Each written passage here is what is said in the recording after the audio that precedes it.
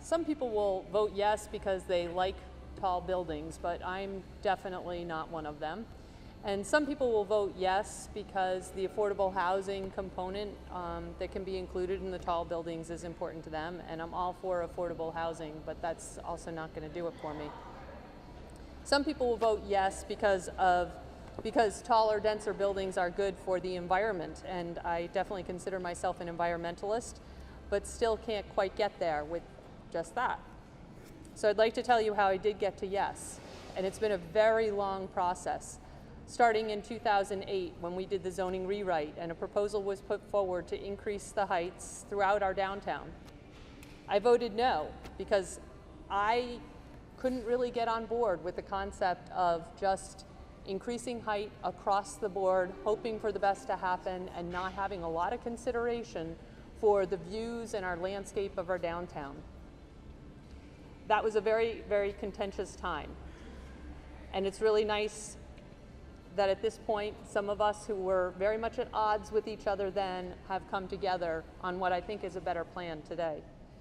In 2009, Councilor Paul, Councilor Kaplan, and myself came forward with a resolution to create a downtown plan.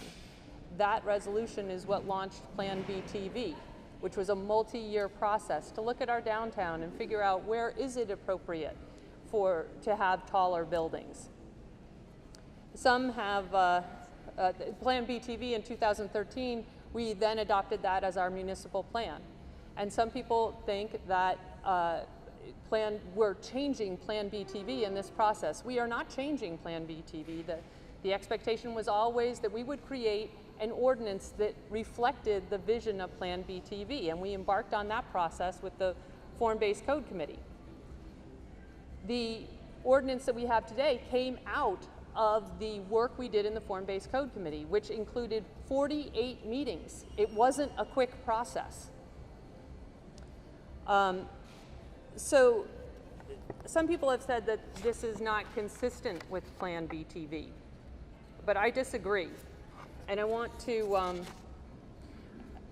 just explain, this is a document that I've brought it to all 48 form-based code meetings to make sure that the code we were developing was consistent with this plan. This ordinance comes out of this plan. And I want to read to you just a small part in Plan BTV that I think really speaks to the mall, speaks to the ordinance that we are putting forward on the ballot, and what we're trying to do with the TIF as well. With undeveloped airspace above the mall and a relatively high and flat area of the city that has little impact on prominent views, this quadrant of the downtown is well suited for larger residential structures. The plan suggests the addition of larger residential multi-use buildings by developing underutilized parcels. And it specifically asks to ensure that zoning regulations render the development of housing easier, reducing barriers and costs, and that we amend the official map to reestablish the connections of the streets.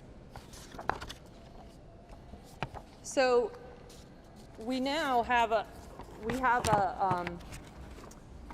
question before us on the ballot to change the ordinance, and if that question were only, should we increase the height in our downtown, I would again vote no, but that is not what's before us on the ballot. Height is a small part of what this ordinance is about. This ordinance is about improving development in the downtown in multiple ways. So what was gained? Other than height, what is to be gained by the citizens of Burlington?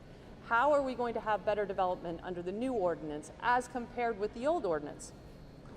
The tallest buildings must be mixed use in the new ordinance and must provide some housing and affordable housing. The new ordinance requires breaks in massing throughout the building. It requires reduced floor plate sizes on the ground and very significantly as the buildings rise. It requires pedestrian-friendly interactive uses on the ground level. The parking must be wrapped on the first and second floors. Parking above that must be integrated into the building. There are glazing requirements to avoid the kind of solid wall effect that we have with the mall today. You're required to use quality building materials.